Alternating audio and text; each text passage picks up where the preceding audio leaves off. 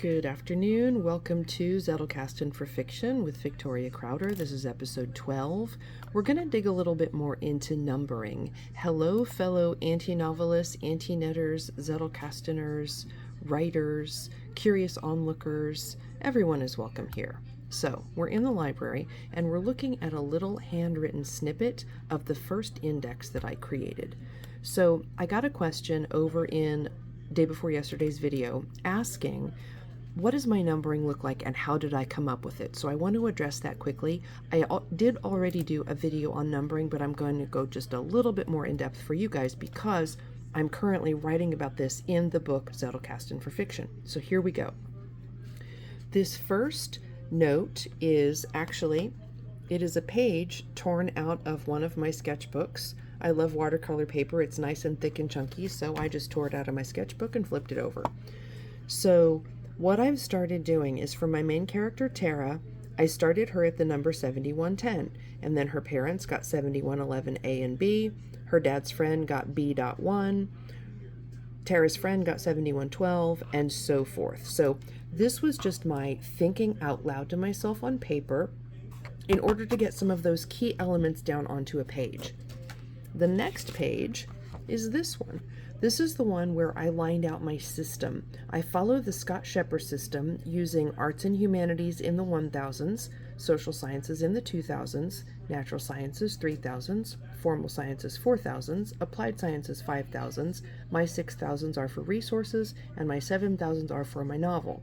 Then under that, I just briefly started plugging in at intervals that made sense to me different things that I was either interested in reading or things that I was working on research-wise for the book. So, as I'm writing the book, Zettelkasten for Fiction, where imagination finds order, for you guys, I'm creating a breakout of what my current categories look like so that you can see how that fleshes out as it starts to grow. So, as I said, arts and humanities are the 1000s.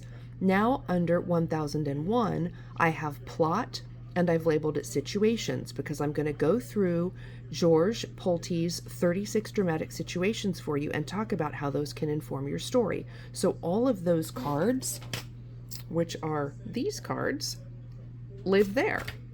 Okay? So then under 1110.5/A through E, I have all of my cards on research-driven writing theory, which again, those are things that I'm including in this book, Zettelkasten for Fiction, for you guys to learn from.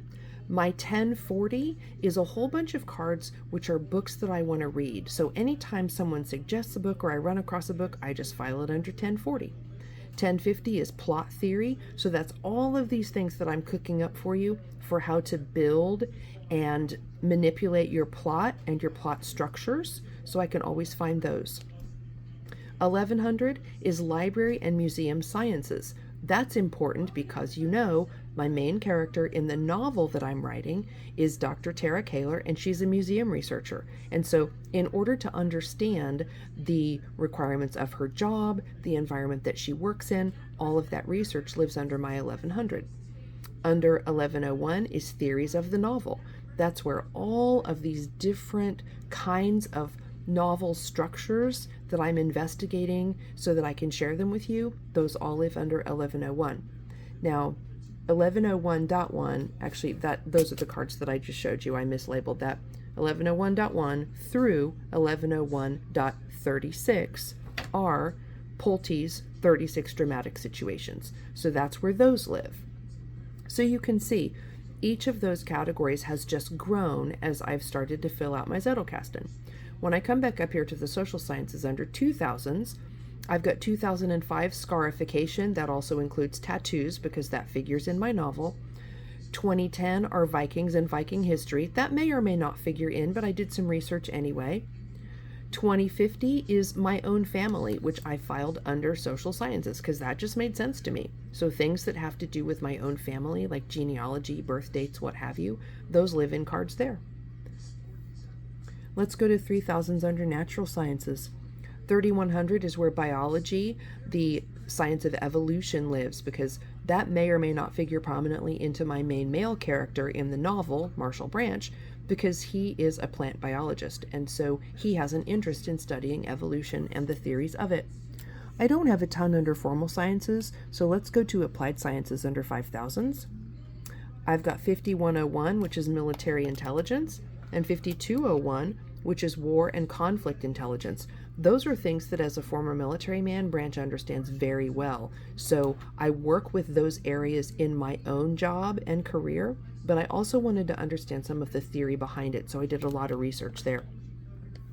Now, I'm going to skip over the 6000s because those are for resources, vocabulary words, things I'm interested in, etc. That's just kind of a catch-all category for me. But the 7000s is where I want to go, because the 7000s is where all of the cards for my novel live. So if you look under 7100, you'll see 7105 is Frances. That is my main character, Tara's great-grandmother.